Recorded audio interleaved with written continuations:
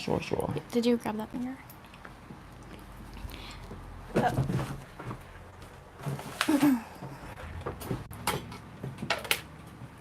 Hey guys, welcome back.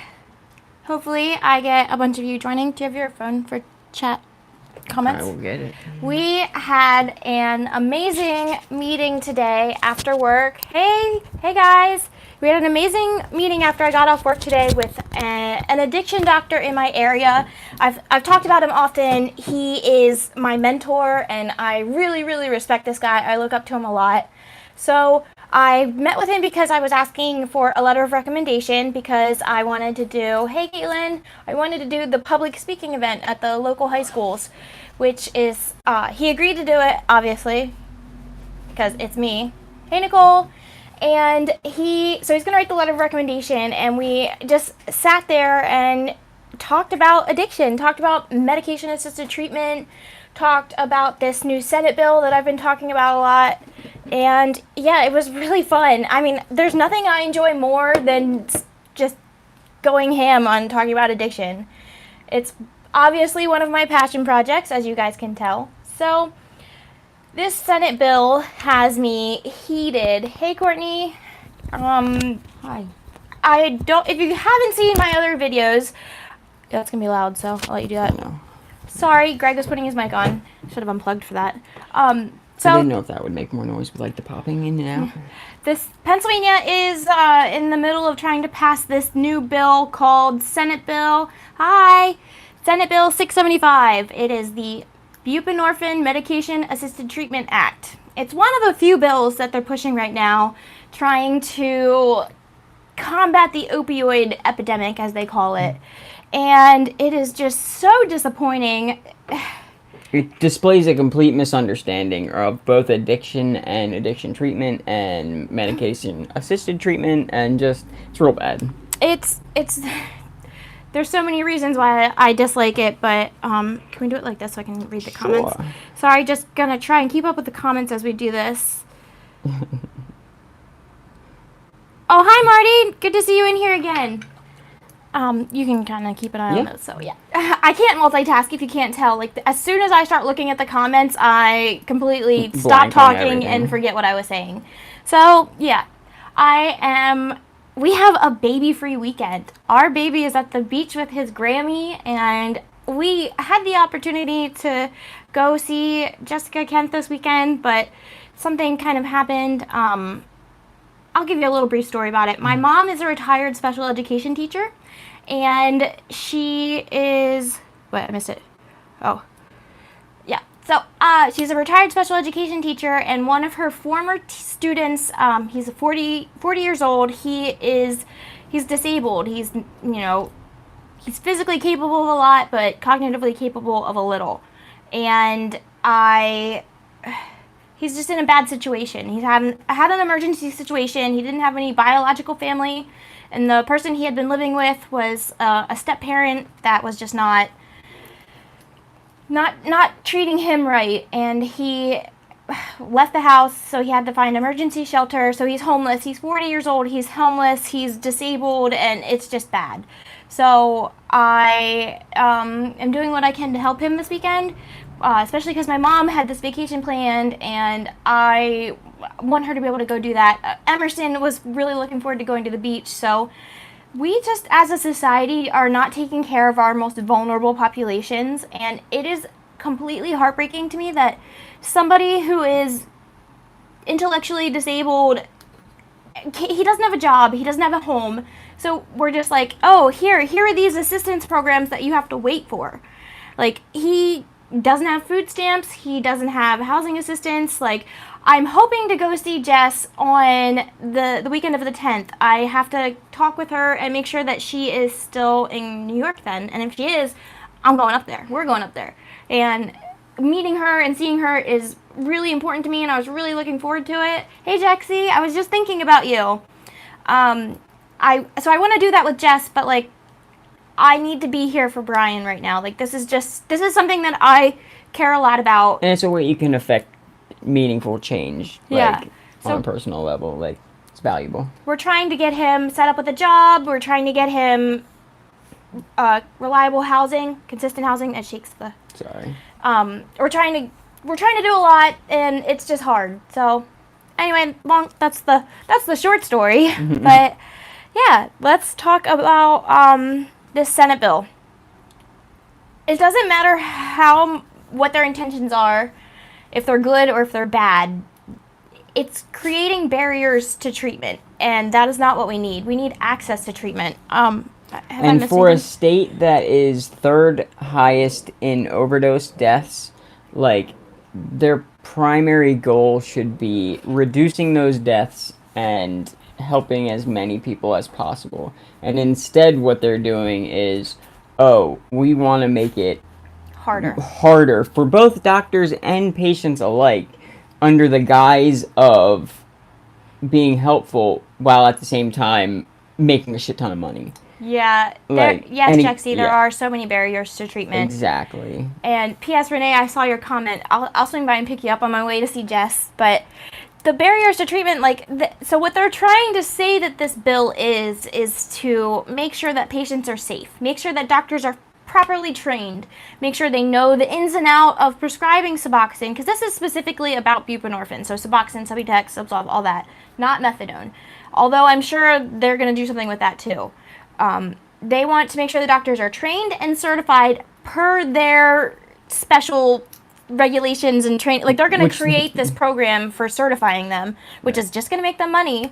And they are going to require doctors have, it's going to be more thorough paperwork, the requirements right now are already insane.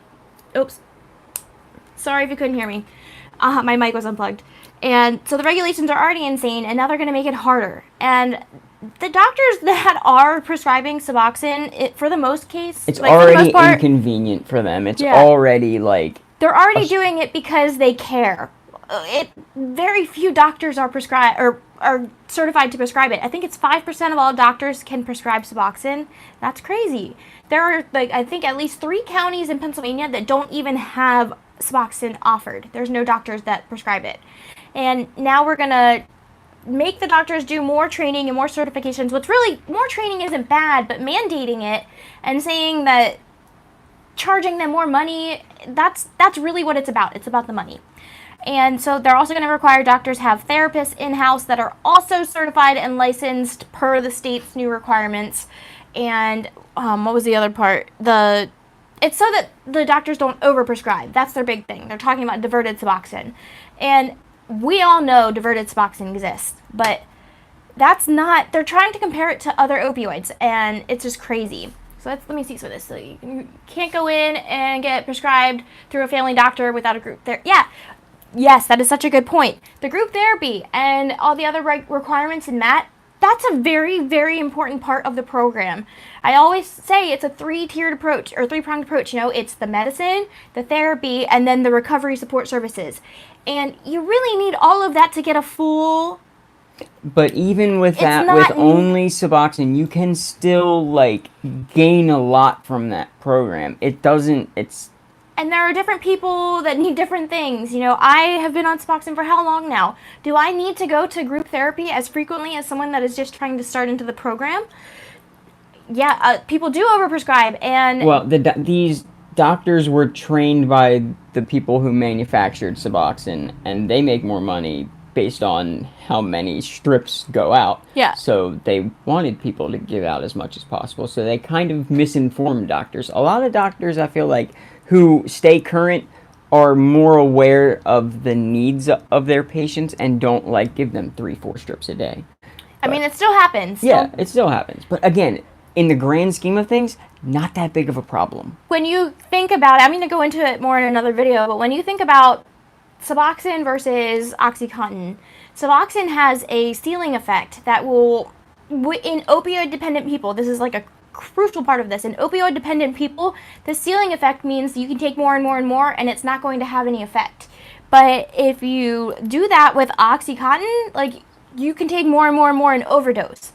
And that's important. It's not that Suboxone can't be abused, though, because if you are opioid naive or not dependent on opioids, it is very dangerous for you to take it. And misusing it's frustrating that people use it to get high, because Bodybuilders abuse insulin though, and you don't see insulin being, you know what I mean?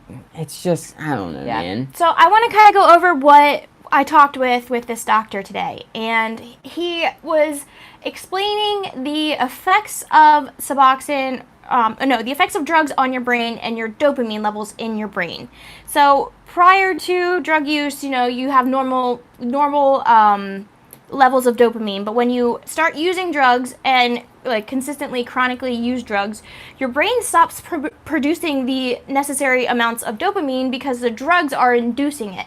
So when you take away the drugs, all of a sudden you are left with very, very low levels of dopamine, and that is what just that's where you get your cravings, and that's where you get the lack of motivation, not to even mention the physical withdrawals from not having the drugs. But 1 month after abstinence, like detoxing, your brain is barely healed, barely functioning. And I think it was 14 months was the next picture, right? It doesn't. Yeah, yes. Like 14 months was the third brain scan that we saw, and the person's dopamine activity in their brain still didn't reach what it was prior to drug use.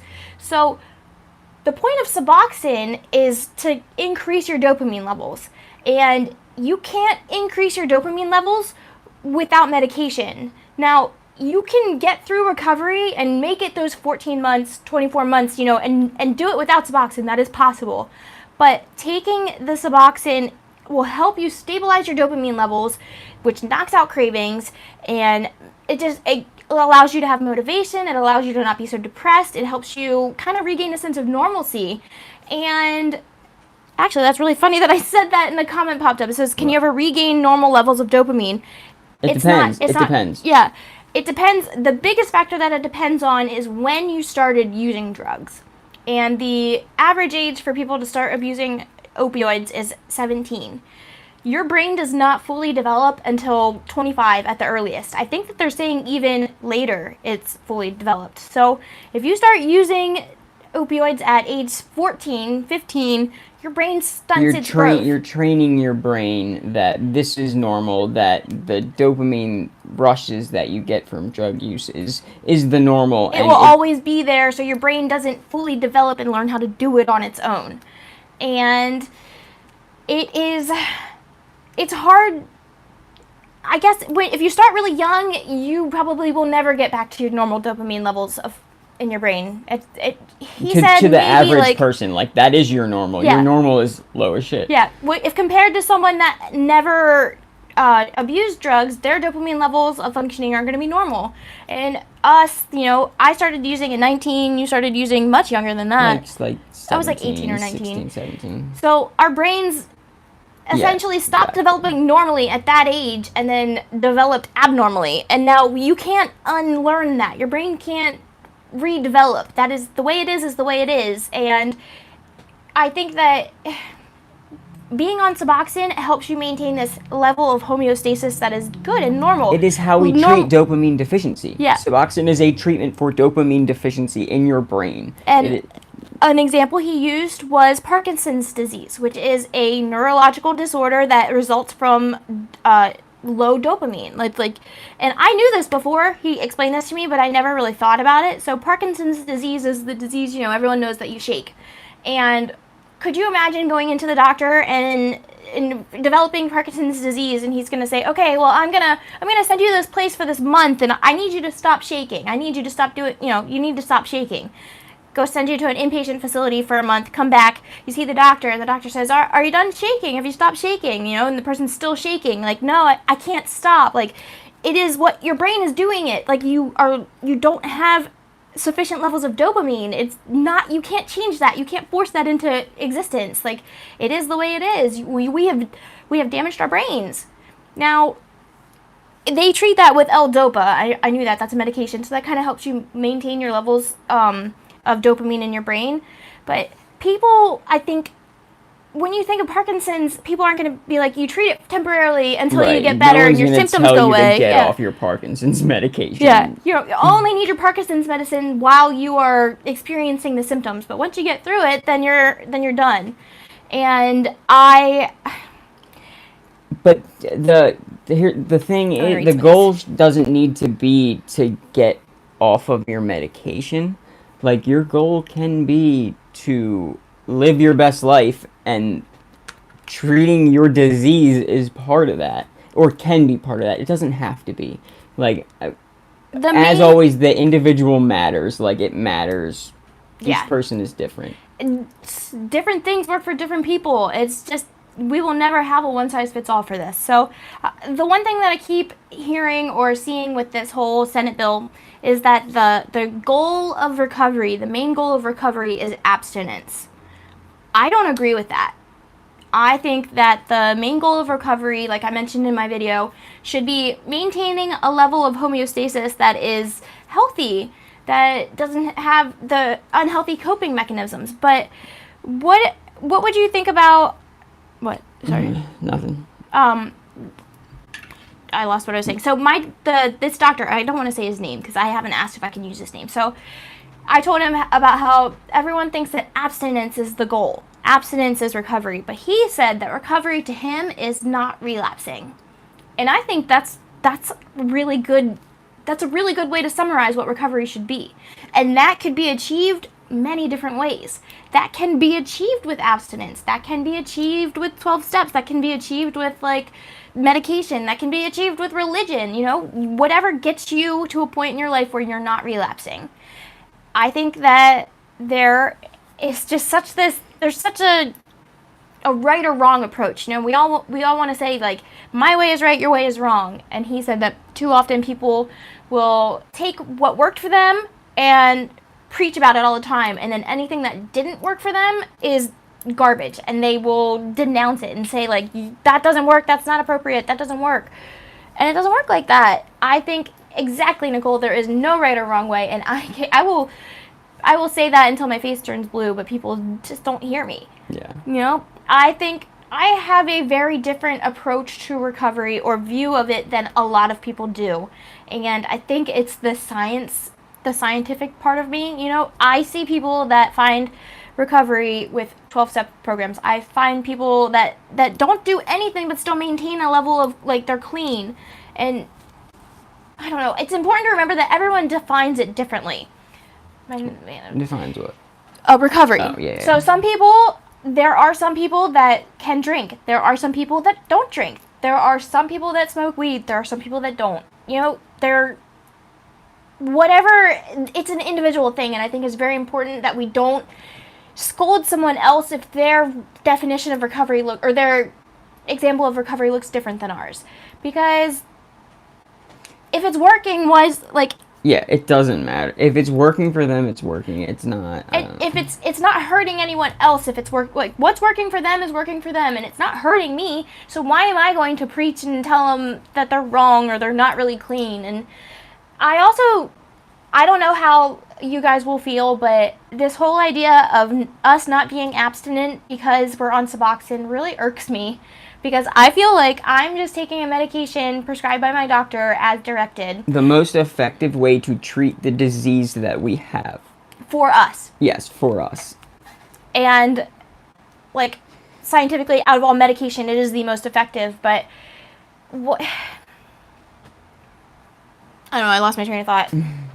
The comments are going like crazy. I want to read what you guys are saying, but I can't do that and talk about it. Oh, the abstinence thing.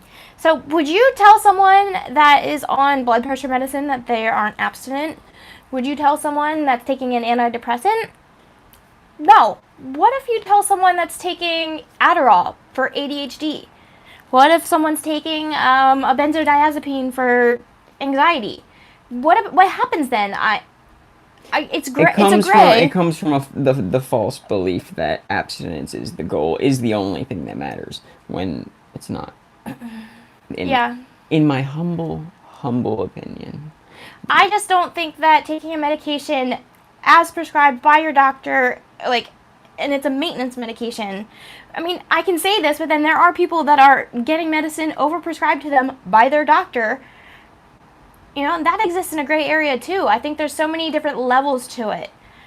Well, I mean, also, for me, we're science people, so being informed about a thing is one of the first things that I do when I figure something out or am intrigued by something, is I go learn everything I can about it. Yeah. And if you're gonna make a decision to either like get on Suboxone or do whatever, or you're in recovery, like there's so much information out there that can help you with whatever questions you might have, or I don't know. Just don't believe everything you hear. Like, Yeah. And as even with our videos, like I want you to do your own research. I want you guys to form your own opinion because I'm sure I'm wrong about yeah, stuff. I am. I know I'm Sometimes wrong about I'm things. not I say Suboxone infallible, wrong. I can tell you that part. I right? definitely say it's Suboxone, which makes sense because naloxone, but I don't like it. So, I was reading. So Courtney said that she was on Matt. She got off of it, and she was in pain, embarrassed that she couldn't manage without it. But like, yeah, you don't need to be in pain. We have a solution. We have something that helps with that. That can actually be used to treat pain and manage your addiction. Only you know if your life is like, I don't know. I don't know what I was trying to say. But You know if it's working or not. You know yeah, if you're making progress and bettering yourself or not. And I think that we can't ever make these broad statements that we so often hear because it just doesn't work. And I used to be really embarrassed that I got back on Suboxone, and I kept it from everyone except for Greg and my dad. And I only asked my dad because I couldn't afford it at first. It was very expensive in South Carolina. And but again, you wouldn't judge someone with Parkinson's for taking their Parkinson's medication. Yeah. It is equivalent in, I don't know, man. And we have a chronic relapsing disease. And that means, I guess, because people think it can be cured, like you go through treatment, you go through a detox, and then Or you enter they this. want there to be a cure, I think. I think people want to not have to worry about addiction anymore Yeah. at some point in their lives. I view it very similar to like cancer, where you can go into remission, but it can come back. And cancer's not the best example, but like it's something that you do have a say in. You do have some control over it, but there's parts of it that you will never be able to take control over, like the dopamine levels.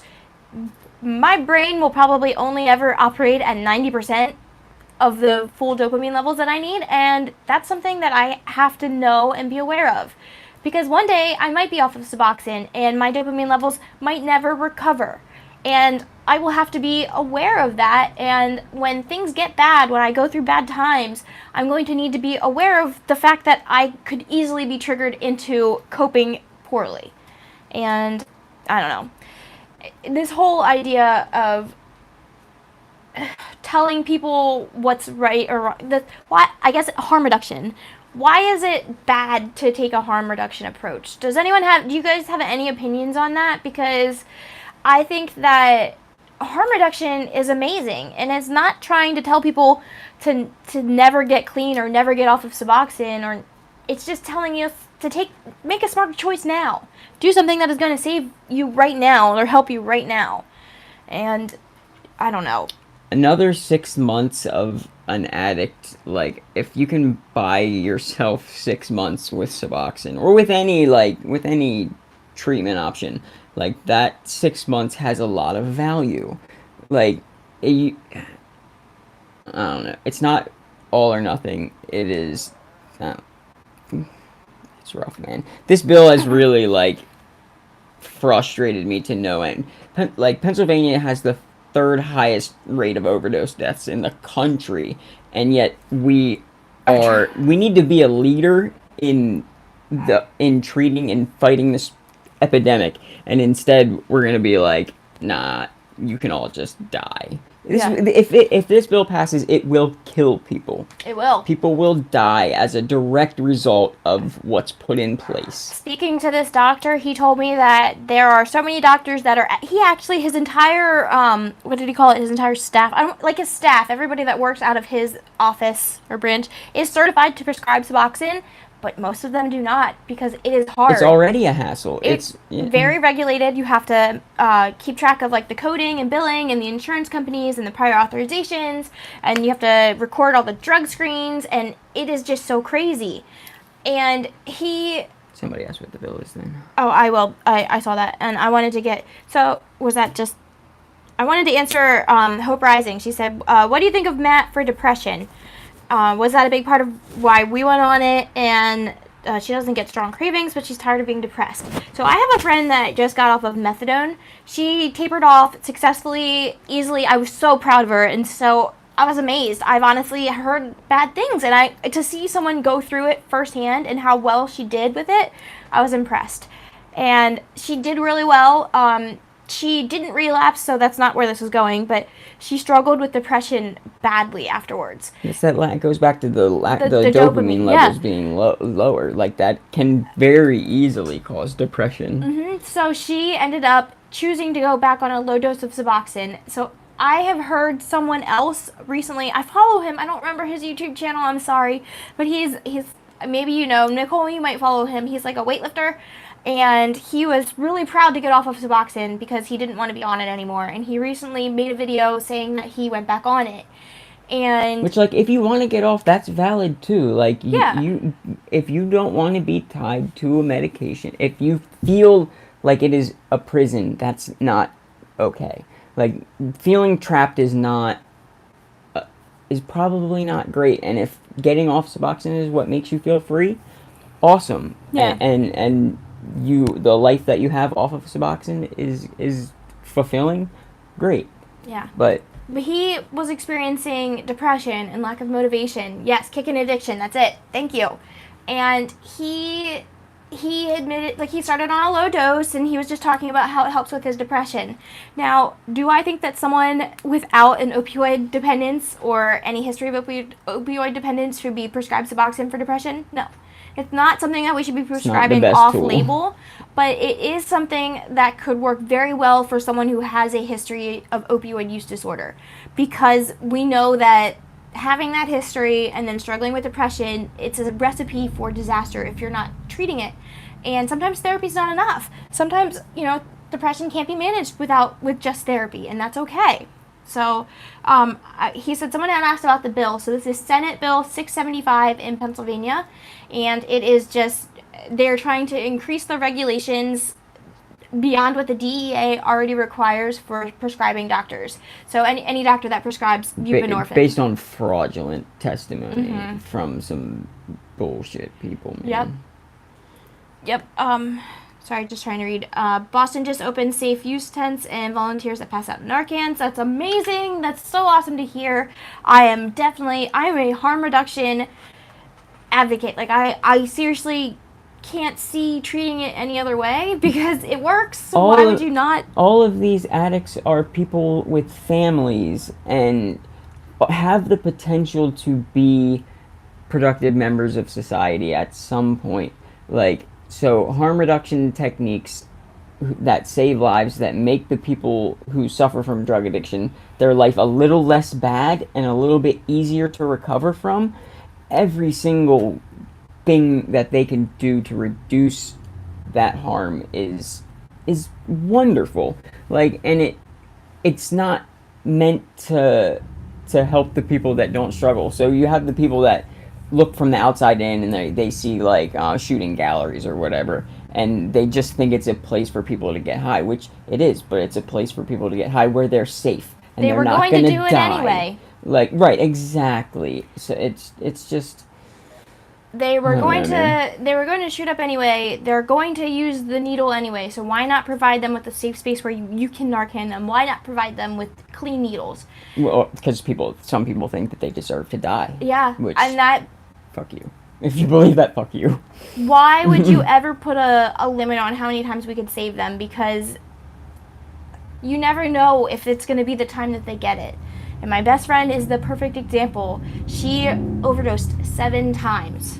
She was Narcaned 7 times. And this is like back in the day when it wasn't laced with fentanyl. Like, she just has a severely low threshold for it, I guess. I've always said she had an allergy.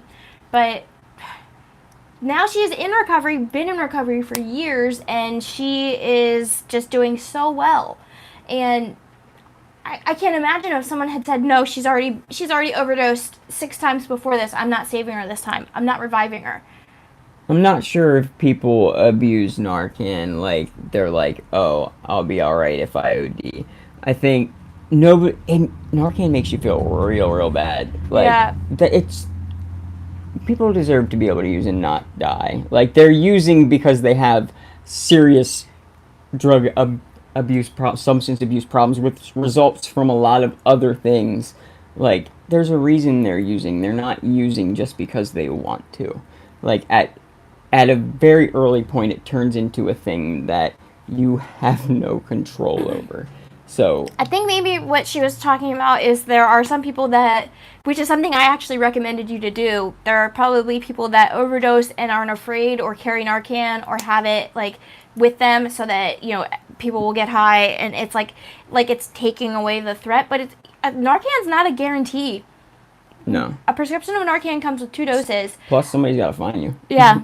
Well, a prescription of Narcan has 2 doses, and the person I talked about last Thursday, the musician that overdosed, took 3 doses to be revived. I couldn't have saved him. I Yeah. wouldn't have had enough. But yeah, I mean, I understand that it is the bad actors that give Suboxone a bad name, but for the lawmakers to base policy decisions on Oh yeah. people, the people who aren't the primary recipient of that medication, don't do that. Like, I have heard, it's something I've heard a lot making this channel, making these videos, commenting on other videos. People will give me a lot, ooh, the Revived Soul did this. Give me anecdotal evidence of people that were unhappy that they were still on Suboxone. People that wish they never got on Suboxone. People that said Suboxone is harder to get off of than heroin. Now, that might have been their experience, but there is literal scientific evidence to show otherwise.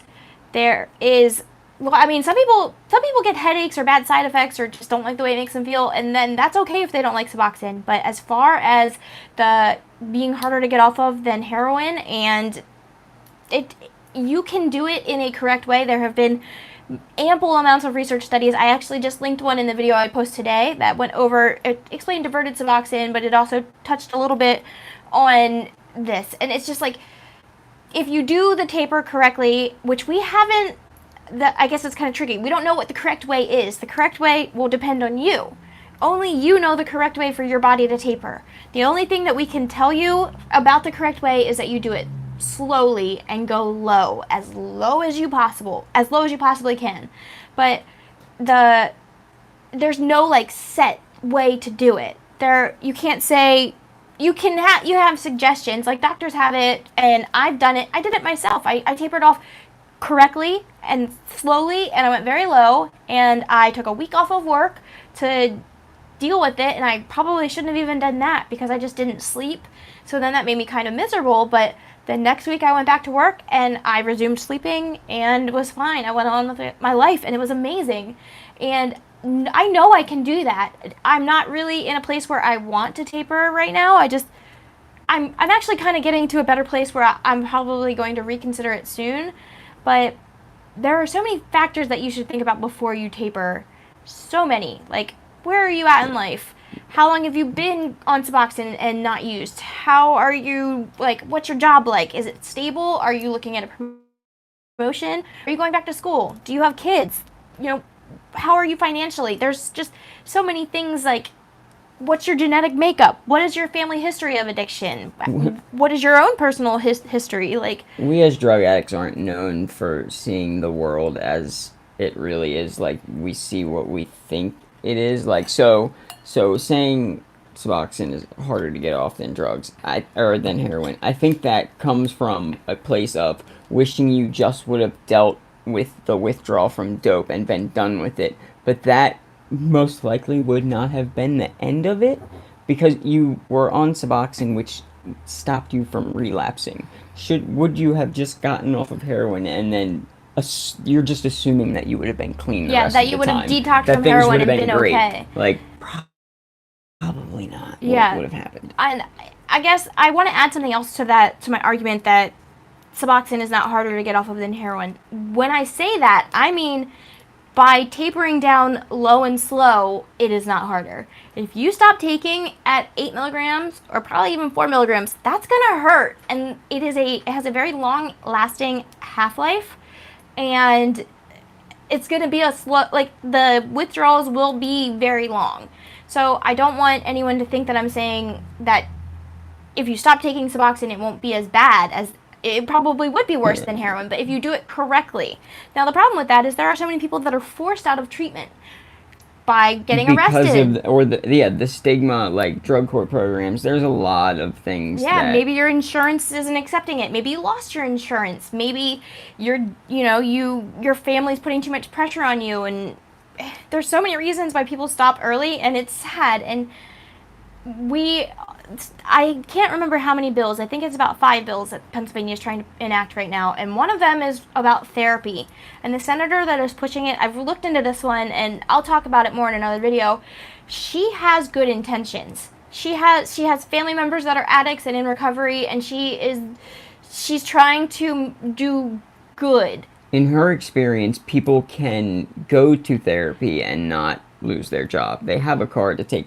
Like, the barriers to get to therapy, her experience has been that this is a thing that's easy to do and can be done by everyone. When it's kind of like an ingrained racism, classism. Like, It is, it's yeah. assuming that everyone is having an experience like yours. Like, nah, man, not everybody can do what you can do. Yeah, and it's hard because while she has all these good intentions, she's really just putting up barriers. And she's putting up barriers on both sides. Like, the doctors have to have a therapist in office now to be able to treat you there. And then she's putting up barriers for the patients because they have to be able to have consistent rides. They have to be able to have the time off of work. They have to be able to have a Away from babysitter. their family, yeah. Yeah. All of those things make it hard. When I moved back from South Carolina to Pennsylvania, I tried to get in at this one facility, and I have nothing but good things to say about this facility. The people that work there are amazing. They are very by the book. So they follow the DEA regulations for Suboxone prescribing to a T, and that's great. I'm not saying anything bad against that, but I couldn't get into their program. I was at clean 2.5 years at this point. This was actually when I was getting frustrated and started making my videos on my old channel about tapering off of Suboxone because I was pissed. So I couldn't come into this program because they were requiring me to go to weekly group meetings, and they had to be on the same weeknight every week. And then I had to go to individual therapy twice a month, and then I had to come in for random drug screenings whenever they called. At this point, I was working an hour away from home. I was working 50 hours a week, so 50 hours at work, 10 hours just driving, and I had a 9-month-old baby. I couldn't do it. I couldn't commit. I said, well, what if I come in, to the Monday meeting, and then I do Tuesday, or like whatever day I have off, can I just come into those group meetings? And they said, no, you have to be in the same group the entire time. And it just, I couldn't do it. I was not allowed to be in treatment. I want to read some of these. Yeah. A friend from prison has been out 13 years and relapsed after family issues. He quit cold turkey and was using 2 days later. He's in VA treatment now. Well, I'm very happy that he's in VA treatment. That's awesome. Relapsing is dangerous. It's so dangerous these days. You got a 60% chance that it will result in an overdose.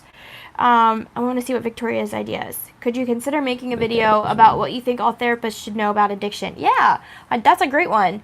There was a couple other ones I wanted to see. There's a whole bunch of stuff kicking around in my head after our talk with him. It's just like the societal pressures on addicts are they suck, man. Like, we stigmatize them for being drug addicts, and then a lot of the times we stigmatize them when they're in treatment because we don't think they're doing treatment the right way. It's just kind of, I don't know. We can be better. Jexy, by all means, you do that video too. Right. And I saw the hippie gal asked, is Subutex also for pain? Yes, Subutex is actually used for pain a lot. Suboxone was developed more for addiction and opiate maintenance because they added the naloxone, so it was supposed to be a deterrent from people injecting it. Has it stopped them? No. So Subutex is actually the medication that Greg's sister used to inject. Yeah, Brandy. That's normally what it's used for, is pregnant women. Yep. But I don't even That's think actually not the case anymore. Like, it is. Hey, Roberta. They thought it was safer. Well, there wasn't while, enough research about the effects of the naloxone, and it has. When Suboxone first came on the scene, there was a lot of dispute about what the naloxone did, how it acted, blah blah blah. If you see my video today, I don't know if anyone really totally understood it when it doctors first came included. out. Like, I'm not just saying it's people. been a learning process for everyone. So the naloxone, the manufacturers put that in there, and the bioavailability of naloxone is negligible any way you do it except for injecting. If you inject it, then it works. But if you let it dissolve into your tongue, bioavailability is low. If you swallow it, take it orally, it does not work. Low. So you literally just like eat it, your stomach digests it, and that's it. Like, I think it's broken down by your liver enzymes. It doesn't do anything. So pregnant women, as long as they're not injecting the Suboxone, should be okay. So, oh yeah, Jess, I forgot you were traveling. That's why I didn't hear from you. Sorry. Yeah, and the naloxone, I don't know. I understand, again, good intentions, poor execution. And it's just something that has made it a little bit more dangerous.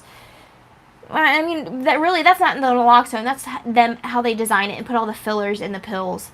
Like, if you know these people are going to shoot pills, as manufacturers, I wish that they wouldn't put the filler crap in it. It's like, it's obviously not deterring them from shooting it. Instead, it's causing, like, soft tissue infections, abscesses. It's bad. But, yeah, Brandy, so it says, yeah, my eyes are bad.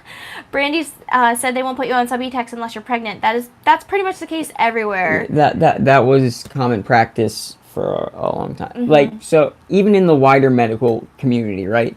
There was just a thing that came out that there's like many, like hundreds of what standard operating procedures that clinicians use that have been found to be ineffective, that don't matter, they make no difference over placebo. But like, we're always learning, we're always updating our views, and unfortunately people can't change their minds. Right. That's something that's always bothered me. Oh, sorry. Politicians. People get mad when politicians change their mind and they're flip-flopping and blah, blah, blah. It's like, but don't we all change our mind about stuff? Like, I hope so. It's part of being human. Yeah, you need to be able to grow and learn and evolve. And if you were wrong, you need to be able to recognize that. If you never change your mind about anything, it means you're never admitting that you've been wrong.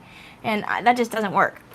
I want to read some of these. So, I think, Roberta, did you say you like the taste of the Suboxone?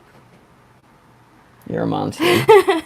I don't even know what to say about that. But Cindy says they're putting a lot of people on Subutex for pain in South Carolina. That is because buprenorphine has less.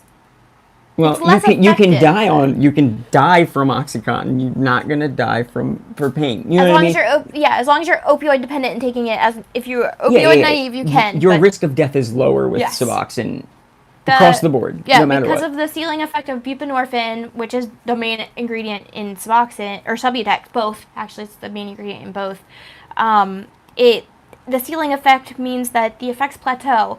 So that goes for euphoria, the analgesic properties, which is the pain and the numbing, and for the respiratory depression and the sedation. So that is why it's like less likely to cause an overdose in people that are opioid dependent. And I think that's so important to know because it makes it so different from other full agonist opioids. So different. And that's why this whole lawsuit pisses me off because... Yeah, it's still real easy to hand out OxyContin. It's still real easy to prescribe pain pills, but all of a sudden it's harder to then treat the resulting substance abuse problem. Like, man, I just. What's up, Bubby? You want to come say hi, pups? It's real disheartening to see people who are ostensibly in charge making decisions that are going to kill people. Yeah. Like, and the fact that, like, and don't get me wrong, the Suboxone that these experts, these testimonies painted, I would want to regulate it too. I would be a little worried about it too. But it's a false representation of. Yeah, they do want us going back in and out of rehab. They directly stated, "Oh, we have too many open beds. We're not making any money. We need to get people back into rehabs." Suboxone is keeping people out of rehabs. They're treating themselves without being in rehab. Those people can't lose money. We need to make more money. Yeah, and they're trying to say that it's bad that we get a 30-day prescription of Suboxone. It's dangerous to give them that much medication at home. God forbid. Why is that so bad? Like, it's literally because it doesn't make them money. They don't understand the science of it either. I hate to be that cynical, but man, is it all about the money. It's fuck people. It's how can we make money. Yeah. And if you look at anything, it's always about money. Always. Dino, I saw your comment. I was responding to it, but I don't think I hit submit before I started this live stream. So they said they broke their neck and their back and they were on Suboxone, and now their doctor is putting them on full agonist opioids.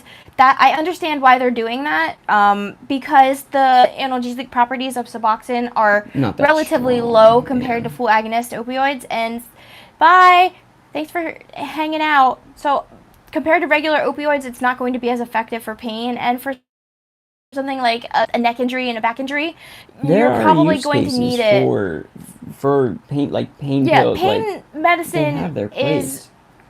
Yeah, exactly. It has its place. There is reasons for it, like real reasons, and it's important for people to know that, because chronic pain patients are really, really suffering because of this. But there are people out there that need pain medicine. They need it daily. And that is dependence. They are dependent on it, but they are not addicted. There's a difference, and people like to overlook that part of it. And the main testimony, the first testimony, talked about how Suboxone changes the neural functioning in your brain. You know, it adjusts your dopamine levels, therefore it's addictive. Well, that's bullshit. That's just bullshit. And so I guess she's saying that L-Dopa, the Parkinson's disease medication, is also addictive because that changes your dopamine levels. Oh, I'm saying how the first testimony said that that Suboxone adjusts the way your brain functions. It changes your dopamine levels. Therefore, because it affects the brain like that, it's addictive. All those testimonies were just flagrant misrepresentations of the truth. Again, because it was about painting this thing as dangerous and let's make more money. Let's make a ton of money. Hey guys, you want to make some money? Pass this law. I just saw a question about the K word. I'm not going to say it. Somebody that I know got their live stream capabilities taken away for talking about it because it exists in a legally gray area in technically the U.S. So I think that YouTube just anything legally gray, they won't talk about it. Sorry. They will shut you down in a second. You can DM me. You can on Instagram. It's the same name as here. You can email me. Reddit has a lot of great information about it too, man. Go to Reddit. Go to find me on Instagram, Megan F, or find me on Gmail, meganf@gmail.com, and there is a channel on here, but I think we're just talking about the same person, Nicole. It's the K word for recovery. I really just don't want to say it. It has its purpose, and the government is upset because it's not making them any money right now. Avalon.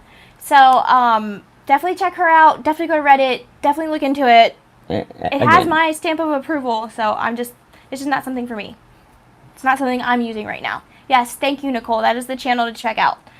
I think it's interesting that specific thing actually shows how much it's not about the people and it's about the money, because there's an alternative out there that they're trying, because it's not making the money, they're just shutting it down. Like, that's just insane. It's like all the years that we fought against like marijuana, and now we have medicinal marijuana and hallucinogens. And I don't care what you guys say, hallucinogens are good and they're going to have their purpose in the medical community. They're doing lots of studies about it. LSD, treating PTSD, man. yeah, like treating things depression that we don't know how to fix, hallucinogens can help with. Yes. Like, and the fact that we shut ourselves off from studying these things for so long, like, really, the government does not give a fuck about us. They give a fuck about controlling us and uh, making money. They're so out of touch with the average person. It's If you guys would like, I would be willing to make a video. Bye, Jaxie. I would be willing to make a video about hallucinogens and the scientific research surrounding them. I mean, I think that they are going to be... it's so hard to explain, but they're going to be able to treat things that we don't know how to treat right now. Like, PTSD is like, a huge problem. Yeah, like, treat it in a way that it's not, like, you don't have to do it all the time. Like, you can... the hallucinogens are just so amazing. Like, you can... I can't think of the one hallucinogen that it was, but they did it... Ayahuasca? No, they did, I think it was ketamine.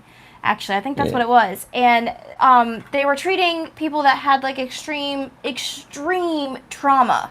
And this one gentleman had his son committed suicide, and so he had a second son, and then his second son, he knew something was off, and then he went to go home. Yes, microdosing. Yes, I'm so glad you guys are okay with me talking about this, because there's a lot of scientific research about it, and sometimes I piss people off because I'm not the normal recovery approach, I guess. But the healing that it did for this guy, this is just one example, but there's lots of scientific research about it. But he spoke so highly of it, and the possibility to heal in the way that he did, we can't do that with just talk therapy. We can't make people process if you such can't get bad outside trauma. of the way you think, you're going to be trapped in that thinking. Hallucinogens enable you to break out of the way that you would normally think and overcome whatever blocks you may have to, like, that's one method of the way it acts. There's a lot. Like, different doses do different things. Like, it's powerful stuff that we have neglected for way too long. We haven't researched it for a long time because it was illegal, so scientists couldn't get any funding, and it's insane. But that's because we have this approach where, I was just saying this to somebody, I don't remember who, like, all drugs are illegal, therefore all drugs are bad. And now we're backpedaling and trying to erase decades of propaganda against marijuana, I prefer cannabis, but reefer madness. Like, we had decades of the government, like, pushing down how dangerous this drug was. Well, because they wanted to lock up black and brown people. Yeah, it had racist undertones. Like, the whole reason it existed was because of race wars, and it's insane, and it's sad. And I don't know, and I feel like we're going to be facing that soon with hallucinogens. I think maybe hallucinogens might not have as much resistance because they're just not talked about as often. But I don't know. We'll find out when it happens, because I am very hopeful. Yeah, why not study it? Like, yeah, why is studying it wrong? Like, it's illegal, but, like, why don't we fully know? Why don't we make sure we're doing it for the right reasons? And like, we're all for giving people these incredibly addictive things for every little thing, but you know what I mean? We don't want to look at the things or give people the things that may actually help them. I don't know, it's part of it is, like, we didn't accept mental illness as real illness for a long time, so we didn't just thought you should get over it. Like, yeah, mental illness or behavioral disorders are not the same as, like, a physiological illness or disorder, and that's just not the case. Like, there are a lot of differences, though, that make it harder to study. You know, we've had to develop very systematic and scientific approaches. Like, how are you supposed to measure a behavior exactly? And it's hard. So yeah, I'll definitely make a video about that. And microdosing, Angel said that is one of the things that works for cluster headaches, and cluster headaches are vicious. Yeah, I can imagine. I know that from what I have experience with and have read in studies that microdosing has been used successfully to treat depression.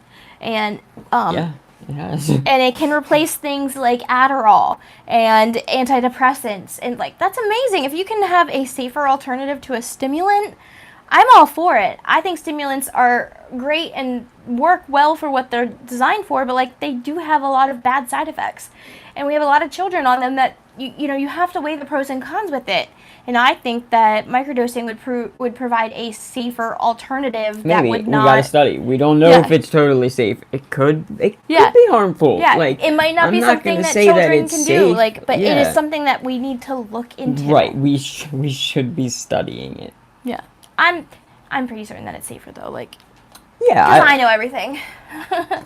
But yeah, I have some. I want the data. I always want the data. Oh yeah, this makes me think of what he said earlier. So when Greg learns about something, he becomes crazy obsessed with it. So last night it was feminism, right? And like, just how the world is designed for a white average male and not women At all. And what was it, like, he does this all the time, but he goes deep into whatever topic he is intrigued by, and I just think it's really funny. But I wish everybody was like that. He's inspired me to learn more, and I like to learn as it is, but I also can be complacent and not push myself to learn more. The thing that I have in my hand at all times, like, I can literally learn everything about anything, and I would be remiss if I didn't. Yeah, I'll ask him a question and he'll go, "No way of knowing.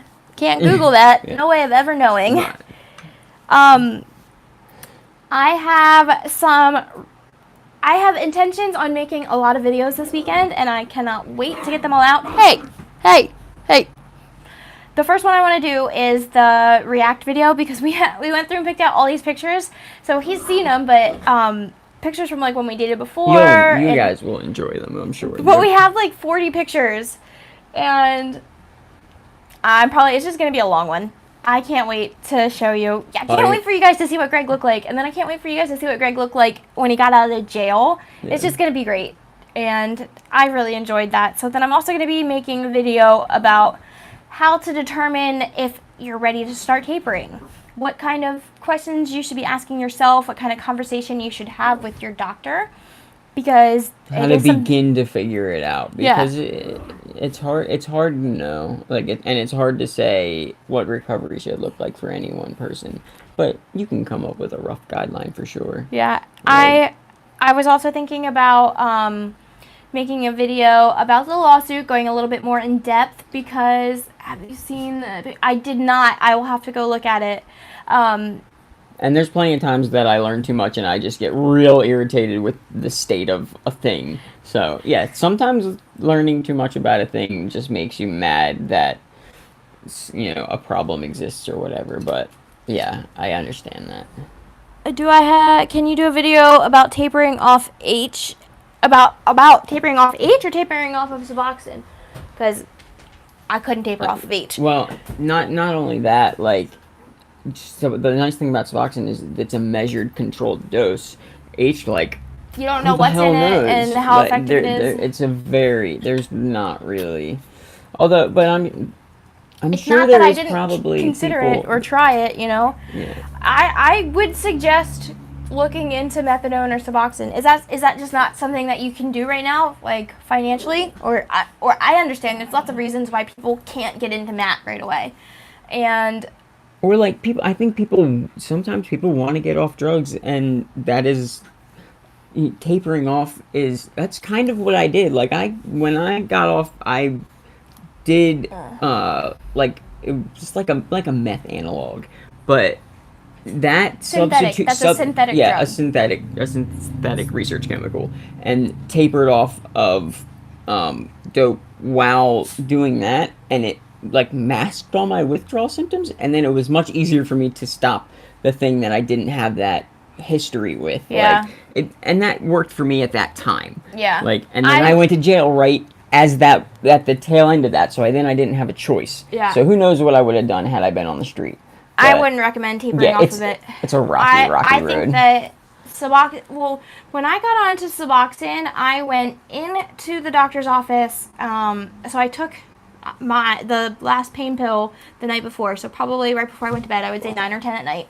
And I had an appointment the next day at 9 a.m. and went right from there to the pharmacy, filled my Suboxone, and took it. And I took 4 milligrams, 8 milligrams, I took a dose. And I went into Sam's Club, and it started to feel pretty rough because I didn't wait very long. Precipitated withdrawal. Yeah, so I took another dose. And I think I took 4 milligrams and 4 milligrams, so it would have been 8. Because I wanted to start low, knowing that I still had some in my system. And when I took the second dose about 30 minutes later, it was done. It was done, and I have not looked back. And I highly recommend it to anyone that's hesitant about it because it's worth it. And not to say there aren't drawbacks, but in our opinion, the drawbacks are nothing compared to what it gives you. Yeah. Marty, there are... you can call around and try and find a doctor that works on a sliding pay scale. That's an option in some places. You can try and they have manufacturer coupons online. So, whoa. Guys. So manufacturer coupons make it so that you pay like $50, I think, for the entire prescription, but you can only use it once a month. So there's lots of options when it comes to paying for your Suboxone. You can always, when it's time to re-enroll in health insurance, the marketplace online, right? He does it right in the mic. I covered my mic the second time. Yeah, I mean, that probably still is noisy, but like he did it right into the mic the first time. Just wait, we'll be off soon. Stop touching it. I didn't know how long he planned on going. We're having so much fun. Wait, what does he say? Wish you could do inpatient again, but not possible right now. Yeah, I mean, that's one of the strengths of Suboxone is that if you don't have the freedom to do inpatient, that, like, it can be an option that... No, read what he said. I didn't finish it. I wish I could go into inpatient again, but not possible right now. The doctor he went to wouldn't prescribe subs until he tested clean completely. That's like wrong. An old... Well, it's not, though, because a lot of places have been like that because they...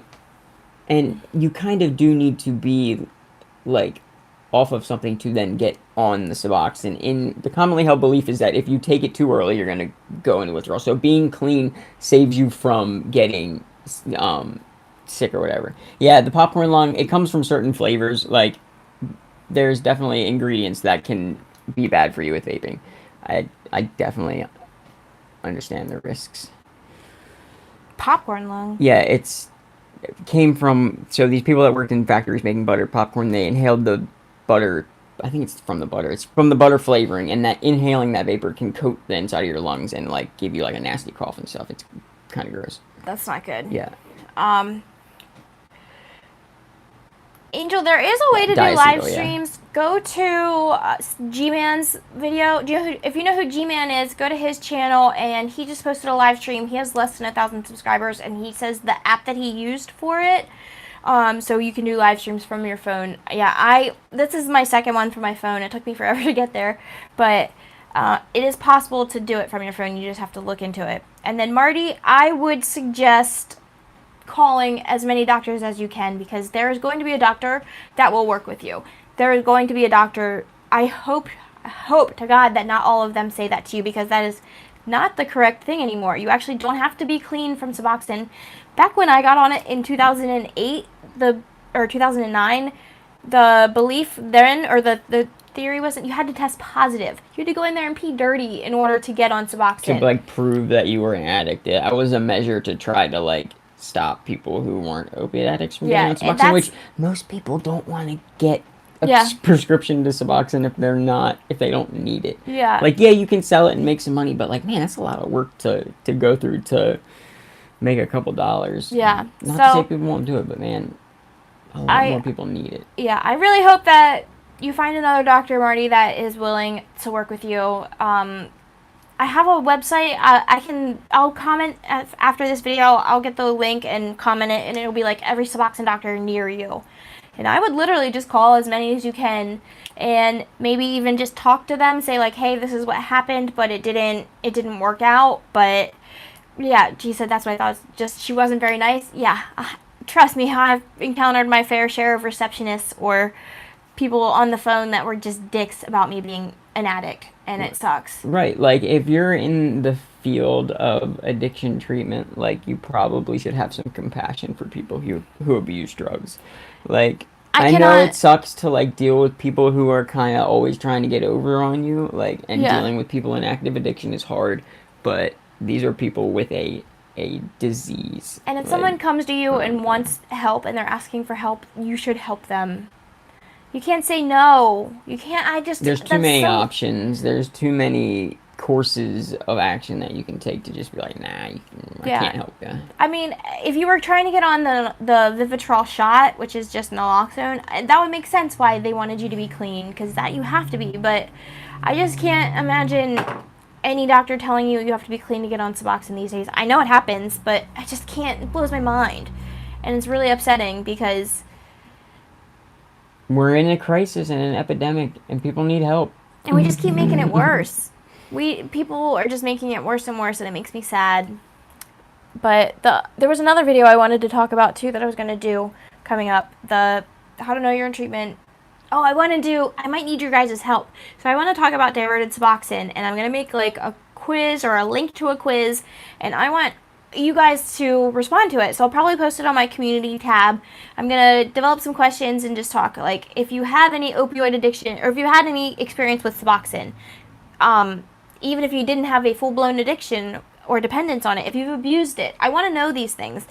The testimonies that were given to the senators was just depressing, and this guy used anecdotal evidence, which is like he went in and talked to some inmates, and the inmates were telling him how addictive Suboxone is because it's harder to get off of than heroin, and how it gets you high, and they showed him how. So But like the this very guy first took. problem with that is that you're pulling your sample from people in prison, so you're Well, immediately he designed skewing it. your results like Yeah, he way designed far. the test or the study to literally skew the results in his way. He said, "How can we turn this anecdotal evidence into data?" Well, you can do that by making a freaking unreliable and invalid research study. So he made this study that questioned inmates about their experience with Suboxone and buprenorphine, like if they had a prescription, if they didn't have a prescription, if it helped, if it didn't help. So I'm going to ask some questions, and I would really like you guys to answer the questions and give me some feedback. Maybe I might even have a piece where like I let you include contact info if I can reach out to you. I don't think that's the case. I think that most people that have experienced, I don't know if most people that have used Suboxone have benefited from it or not. That's an assumption I'm not going to make. But as far as diverted Suboxone, I genuinely feel like most people that have bought Suboxone on the streets do it for a handful of reasons. There's the small percentage that does it to get high. That does happen. But then there's the people that can't get drugs and don't want to be sick. There's a percentage of people that can't afford to go into MAT treatment and see a doctor, but still want to do like an at-home maintenance. And there are people that use it to taper down while they're like, so they're not going through And a full-blown all detox. of those things are valid, and like I would argue a good use of Suboxone. Yeah, And like and I would like lawmakers to see that yes, there is diverted Suboxone out there, and yes, it is dangerous. Any medication, anything is dangerous in too much, like too high of a dose. promise it's Water is, not more dangerous than fentanyl. well, yeah, but I mean, like water can kill you if Yeah, you drink yeah, too yeah, much. yeah, Like yeah. Tylenol can kill you. You have to. Everything has a risk associated with it, and I would like to be able to provide my own sort of evidence showing what people would have actually done with diverted Suboxone, what their purpose was, and all that stuff. So, I want to read some of the comments real quick. A lot of receptionists at doctors' offices are just rude. I hate calling any doctor office. And somebody said something about the pharmacies. We actually are very lucky, and our pharmacist is like a true, like, goes out of his way to help us every time. Like, has never said a mean thing to us or like even judged us at all. So that's been nice. Our main pharmacist, like, there are some that just kind of. Our town is bad. Our Pennsylvania's the third, and you know what I mean. There's a lot of people trying to get help and help themselves and be on Suboxone. Wayne, yeah, the cash doctors that you mentioned, that is part of the buprenorphine act or whatever they're doing. So that's actually what my doctor does. You go in and pay cash. They don't accept insurance. I believe this is what they're referring to by cash doctors. So I pay $100 out of pocket every month. They don't ever run your insurance. My prescription is covered, but the office appointment is not. And the reasoning behind this has always been to allow them to provide. They only have one employee. It's the doctor and the nurse practitioner, and they run the show. And they used to have to pay like rent and for utilities to run the office, but now they rent out another doctor's office, so they're just paying like a smaller fee of rent. They only rent it out for 1 day a week, and the $100 is for everyone is so that people without insurance can come in and be treated, so it can leverage the cost. Yeah, it's kind of like healthcare on a smaller scale. Like, you know what I mean? I don't agree with it. I don't think that it's hard for me to pay $100 every month. If the other option is no access to treatment, I'm gonna pay the $100. We spent way more. I have health insurance though. I pay money for health insurance. I wish my health insurance would be accepted. That's a problem with the healthcare system in America. Yeah. You know what I mean? That's not that.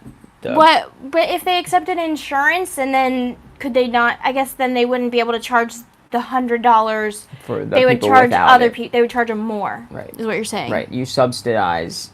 Everyone pays that price, and then it subsidizes for the people who can't. Yeah. Who don't have insurance. Well, which a lot of drug addicts don't have insurance. Yeah. I mean, you can get assistance now. Like, you can get medical assistance, and you can get in Pennsylvania if you work. You can get what's called medical assistance for workers with disabilities, and opioid addiction counts as a disability. So you will pay $50 a month for insurance, which is awesome. If you're working, right? Yeah, you don't have to work full time. You just have to have a job. If you don't have a job, then you qualify for medical assistance. So there are ways to get health insurance. Like, yeah.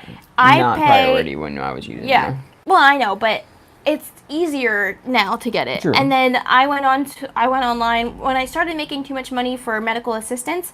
I had to go through the marketplace, the online marketplace, and I pay $70 a month for health insurance, which is not bad, but it sucks to know that I pay $70 a month, and then this doctor isn't even accepting insurance. And then I pay another $100 a month, and I have had to cancel that appointment more times than I would like to admit because I just didn't have the money.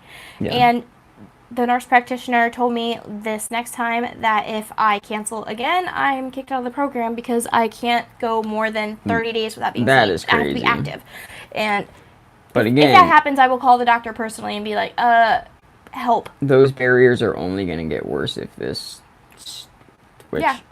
I'm about to write a letter to our governor. Yes, if you live in Pennsylvania, write a letter to the governor. If you don't live in Pennsylvania, write a letter to Governor Wolf and pretend like you live in Pennsylvania. Right. So even if that bill passes, there's still a chance that it can be vetoed. Yeah. There. I don't know.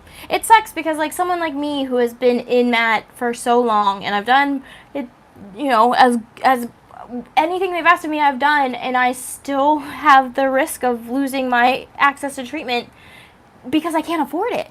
Yeah. I'm not failing drug tests. I did therapy. Like, I did more therapy than they even required. I am active on here. I'm really involved in my recovery, and yet I am still facing the risk of losing my treatment. So I want to check the treatment in the comments.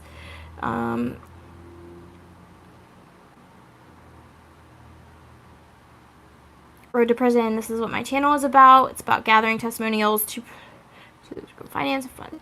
That's good. Oh, wow, that's really awesome. I didn't even see what Marty said.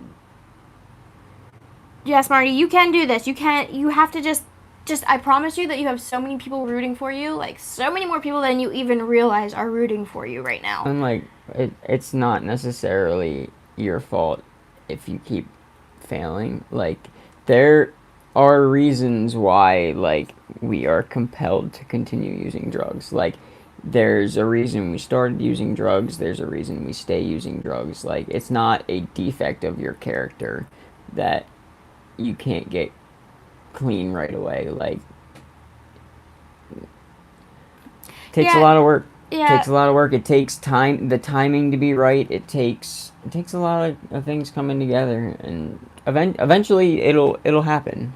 Yeah.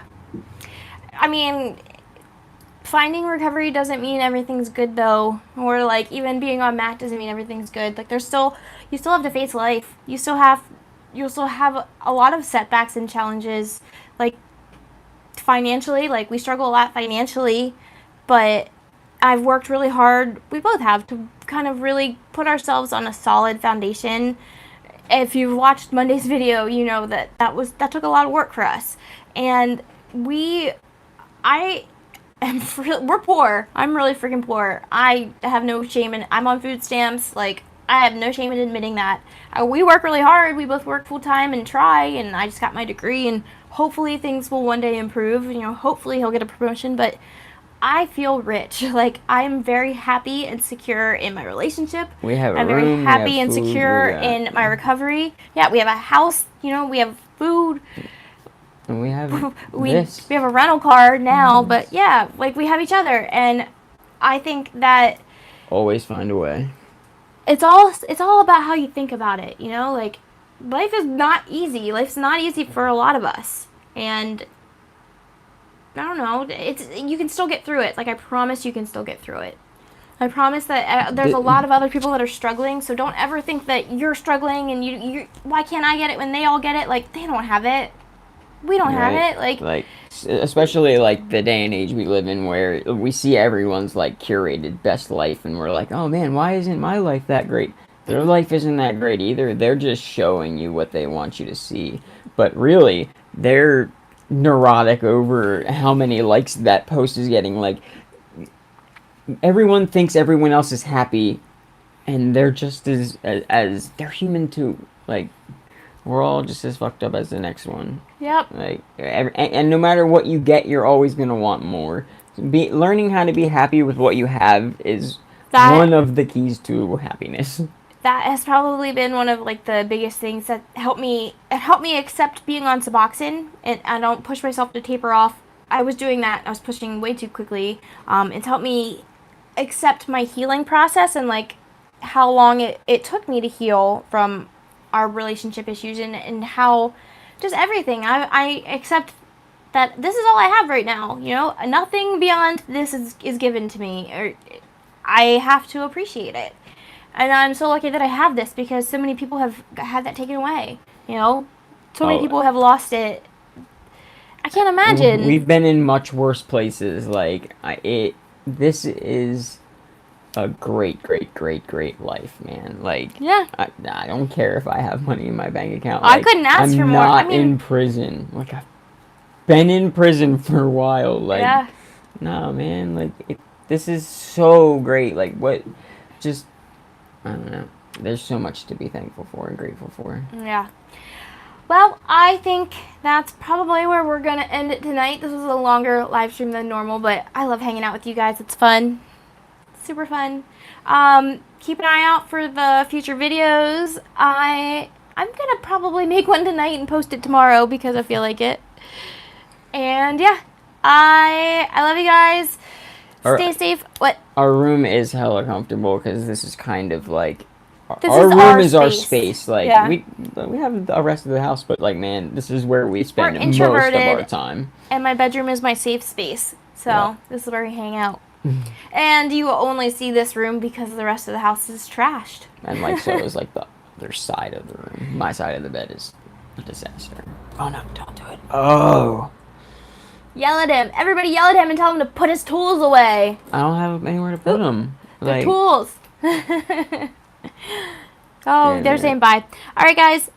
Dino, that's a sad thing, man. I'm sorry, Dino. Don't give up, though. I promise. Somebody cares about you. We care about you, and you can always find support here. Yes, thank you, Renee. All right, guys. I love you. I will see you in the next video. Don't forget to come back next Thursday. Stay safe. Stay strong. Stay up. I don't remember what I say anymore. Stay alive. Listen to Ear Hustle. Yeah, listen to Ear Hustle. It's a great podcast. Right, Governor Wolf, right? Is that the name? Right, Governor Wolf. Okay, bye, guys. See ya.